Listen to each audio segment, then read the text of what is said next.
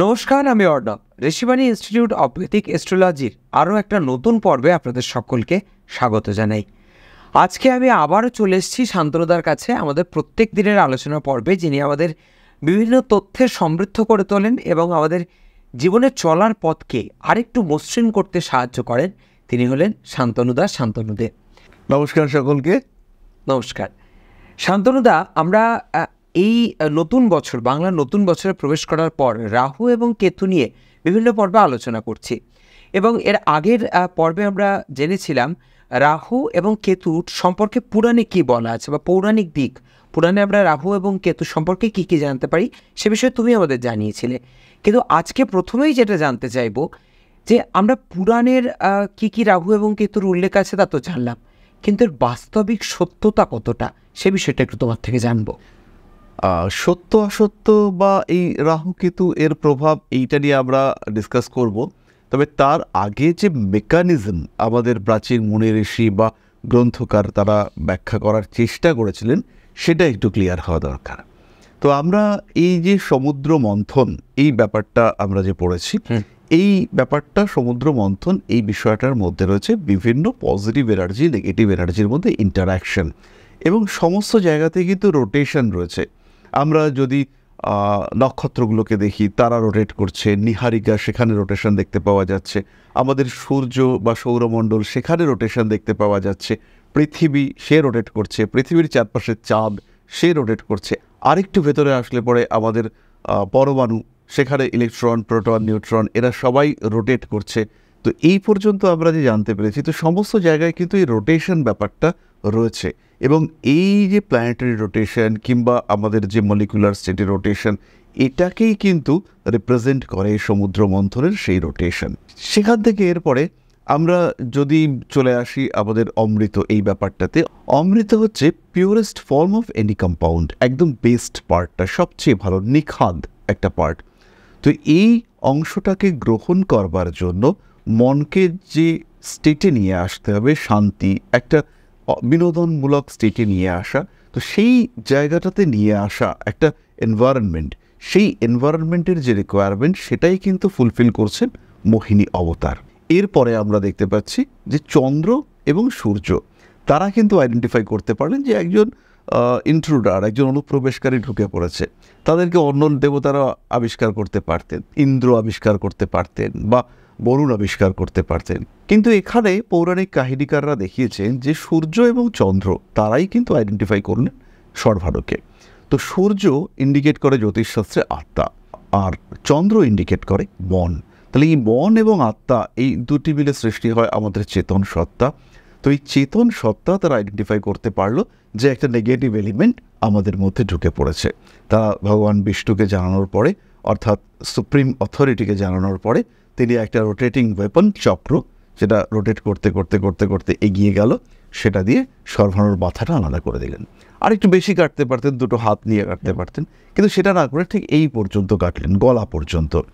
এবং খেয়াল রাখতে হবে এই যে গলা পর্যন্ত অংশটা, এই অংশটাই কিন্তু আমাদের যে কাম, ক্রোধ, লোভ, মদ, মোহ, মাৎসর্য, ষড়রিপু, তার উৎপত্তির মূল কারণ। অর্থাৎ আমাদের যে 6টা রিপু সৃষ্টি হয় পঞ্চ ইন্দ্রিয়ের কারণে, এই পঞ্চ ইন্দ্রিয় আর কার্মিক দেহ, এই দুটোকে বিচ্ছিন্ন করা হলো। অর্থাৎ আমাদের মনের মধ্যে বা ব্রেনে যে চাহিদা, ইচ্ছা, ঈর্ষা এগুলো কাজ করছে, তার ফলে আমাদের অ্যাক্টিভিটিসগুলো, আমাদের কর্মেন্দ্রিয়তা, আমাদের হাত পা, এগুলো, তো সেইগুলোকে জ্ঞানেন্দ্রিয় থেকে সেপারেট করে দেওয়া হলো।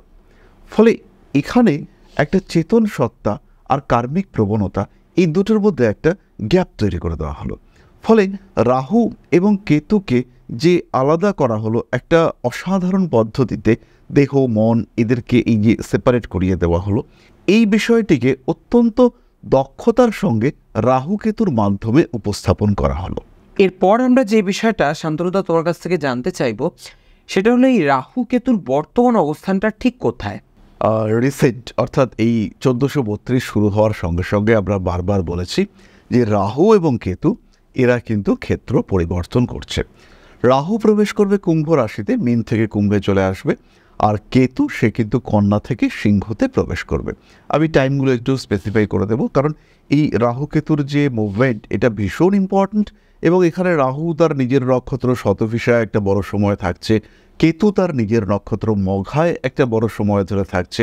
এটা কিন্তু আমাদের কালপুরুষকে ভীষণভাবে প্রভাবিত করবে। তাই এই টাইম বা ডিউরেশন এটা আমাদেরকে একটু জেনে নিতে হবে।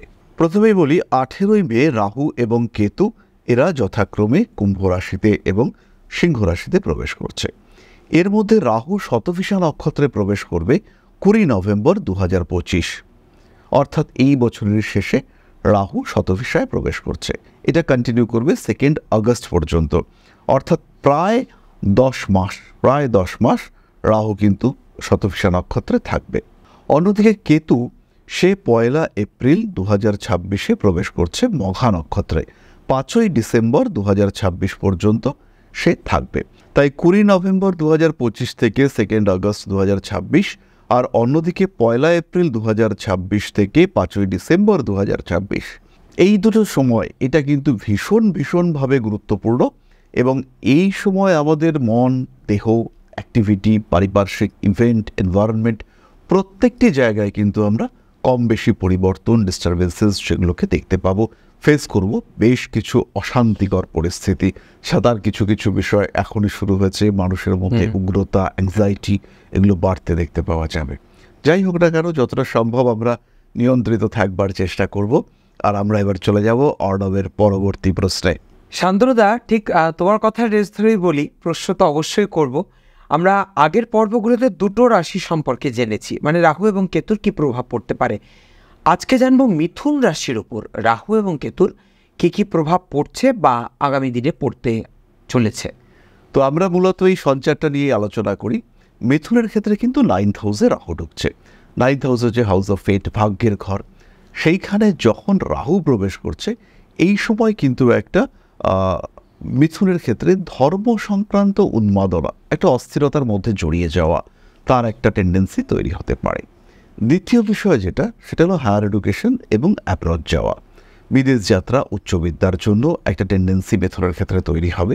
বেড়াতে যাওয়ার জন্য মিথুন যেতে পারে, কিন্তু বেশি যে টেন্ডেন্সি তৈরি হবে সেটা হচ্ছে উচ্চবিদ্যার জন্য বিদেশ যাত্রার একটা প্রচেষ্টা। তৃতীয়ত যে বিষয়টি আমরা দেখতে পাবো সেটি হলো বাবার শরীর স্বাস্থ্য নিয়ে উৎকণ্ঠা বাড়তে দেখতে পাওয়া যাবে। কারণ 9th হাউস হচ্ছে বাবাকে ইন্ডিকেট করে, হাউস অফ অরিজিন, কোথায় আমার উৎপত্তি হয়েছে। তাই বাবার যে ক্ষেত্রটি সেটা কিন্তু কিছুটা ডিস্টার্ব হতে চলেছে। বাবার সাথে ভুল বোঝাবুঝি, মতের অমিল, বাবা একটা কথা বললেন সেটা মেনে নেওয়া যাচ্ছে না, সেটা মানতে মন বাধাপ্রাপ্ত হচ্ছে, এইরকম সমস্যা দেখতে পাওয়া যাবে। আর নর্মাল ওয়েতে চলছিলাম, এমন একটা বিজনেস স্টার্ট করলাম, বিজনেসটা ক্লিক করে গেল, আরও দুটো ব্রাঞ্চ খুললাম, বিজনেসটা রম করে দাঁড়িয়ে গেল এবং পুরো সিস্টেমটা কিন্তু পজিটিভ হয়ে গেল, সবটাই আমার জন্য সাপোর্টিভ হয়ে উঠল। এরকম ঘটনা এই ট্রানজিটে ঘটতে পারে। সঙ্গে 3rd হাউসে কেতু ঢুকছে। এই 3rd হাউসে কেতুটা কিন্তু আমার বিশেষ পছন্দ নয়। একজন মানুষের অ্যাক্টিভিটি সেটাকে কমিয়ে দেয়, মানুষটাকে অকারণ অলস করে দেয়। এবার মিথুন রাশির লোকজন যে কিনা হাসি ঠাট্টা মজা আনন্দ করে সারা জীবন কাটাচ্ছে, সেই মানুষটাকে যদি একটা টাফ সিচুয়েশনে ফেলে দেওয়া হয়, সেই মানুষটাকে যদি এমন একটা সিচুয়েশনে রেখে দেওয়া হয় যেখানে সে হচ্ছে গিয়ে অলসভাবে তার দিন কাটাচ্ছে, তাহলে তার যে ক্রিয়েটিভিটি, তার যে এবিলিটি, সেগুলো তো অটোমেটিক্যালি নষ্ট হয়ে যাবে। তাই এই ক্ষেত্রে আমাদেরকে খেয়াল রাখতে হবে যে যখন কেতু সিংহ রাশিতে প্রবেশ করছে, সেই সময় মিথুন রাশি কিন্তু একটু ইনঅ্যাক্টিভ হয়ে যাবে।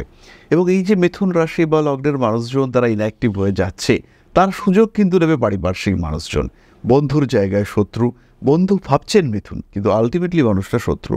এরকমও হতে পারে কোনো একজন মানুষের উপরে মিথুন ভরসা করেছেন, সেই মানুষটিও মিথুনের ভরসা রাখার চেষ্টা করছে, কিন্তু তার যে অ্যাক্টিভিটি সেটা নেগেটিভ, তার যে কাজকর্মের রূপরেখা, তার যে কাজকর্মের ভাবনা, থিম, সেটা মিথুনের ডিমোটিভেশন করছে কিংবা ডিফেমেশন করছে, বদনাম রটিয়ে দিচ্ছে।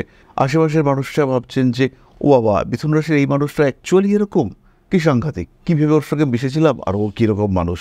বেসিক্যালি দোষটা কোনো থার্ড পার্সন করেছেন, মিথুন কিন্তু দেখা যাচ্ছে যে এই ক্ষেত্রে দোষটা করেননি। আসলে যখনই আমরা সমস্যায় পড়ি, সমস্যাটাকে খুব গুরুতরভাবে ভাবি আর কি। কিন্তু এই শান্তনুদার মতো গুটিকত মানুষ রয়েছেন যাদের সঙ্গে কথা বললেই আমাদের মনে হয় আমাদের সমস্যা অনেকটা লাঘব হয়ে যাবে। তাই আপনারা যারা অ্যাপয়েন্টমেন্ট পেতে চান তারা অবশ্যই যেই নাম্বার প্রোভাইড করা আছে সেই নাম্বারে যোগাযোগ করবেন। শান্তনুদা, আমার অনেক পরিচিত মানুষরা এই ভিডিও কিন্তু নিয়মিত দেখেন। তাদের মধ্যে আবার অনেকে তোমার কথা শুনে এতটাই মোটিভেটেড হয়েছেন যে তারা এই জ্যোতিষশাস্ত্র নিয়ে একটু পড়াশুনো করতে চান, তারা জানতে চান। আবার অনেকে এরকমও রয়েছেন যারা এটিকে পেশা হিসেবে বেছে নিতে চান। তো তাদের জন্য তোমার প্রতিষ্ঠান সম্পর্কে তুমি যদি একটু বলে দাও। আমাদের প্রতিষ্ঠান হলো Rishibani institute of Vedic astrology. এখানে আমরা জ্যোতিষ, সংখ্যাতত্ত্ব, বাস্তুশাস্ত্র এবং তার সঙ্গে সঙ্গে হস্তরেখাবিদ্যা শিখিয়ে থাকি। এগুলো ছাড়াও আমরা ট্যারো রিডিং, ফেস রিডিং এই সম্পর্কে বিভিন্ন ওয়ার্কশপ দিয়ে থাকি। তাই যারা ভর্তি হতে চাইছেন, স্পেশালি যারা একটু কম্প্যাক্ট ওয়েতে অ্যাস্ট্রোলজিটা শিখতে চাইছেন, যারা ভাবছেন যে এটা কি প্রফেশন হিসেবে নেবেন, সেকেন্ড প্রফেশন হতে পারে, একটা অল্টারনেট সোর্স অফ আর্নিং হতে পারে, সেই মানুষগুলোর জন্য আলটিমেট গন্তব্যস্থল সেটা কিন্তু ঋষিবাণী। কারণ এখানে রয়েছে কম্প্যাক্ট সিলেবাস, সায়েন্টিফিক সিলেবাস, এখানে রয়েছে প্রপার ফ্যাকাল্টি, আমি নিজে পড়াই। তার সঙ্গে সঙ্গে ঋষিবাণীতে রয়েছে এই সিলেবাসের সঙ্গে সঙ্গে প্রপার স্টাডি মেটেরিয়াল, রয়েছে ভিডিও ক্লাসের সাপোর্ট, রেগুলার মনিটরিংয়ের ব্যবস্থা। এবং জ্যোতিষ যখন একজন হতে চাইছেন তার দরকার একটা স্বীকৃতি। আমি বলছি আমি জ্যোতিষ শিখছি, কিন্তু কোনো ভেরিফিকেশন সিস্টেম নেই। তো এমন একটা সিস্টেমে আমার শেখা দরকার যেখানে আমি যে শিখছি তার যেন একটা অথেন্টিক প্রুফ থাকে। সুতরাং এই সমস্ত দিক থেকে দেখলে পরে ঋষিবাণীতে অনলাইন বা অফলাইন দুটো মোডেই ক্লাস শুরু হচ্ছে। যারা আগ্রহী তারা ভর্তি হতে পারেন। যেহেতু আমাদের 4টে সেমিস্টার, তাই প্রত্যেকটা সেমিস্টারের শেষে আমরা সার্টিফিকেশন করব। প্রথমেই জ্যোতিষ অর্ণব, তারপরে জ্যোতিষ বিশারদ, 6 মাস পরে জ্যোতিষ শাস্ত্রী এবং আরও 6 মাস পরে জ্যোতিষ আচার্য।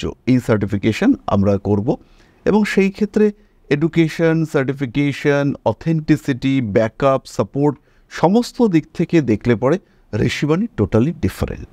আর এর পাশাপাশি যে বিষয়টা আপনাদের জানাচ্ছে, আপনাদের সুবিধার জন্যই আরও একবার জানিয়ে রাখি, এখন কিন্তু শুধুমাত্র দমদম আর কালীঘাট নয়, এর পাশাপাশি কিন্তু আপনারা শান্তনুদাকে পেয়ে যাবেন দুর্গাপুরেও।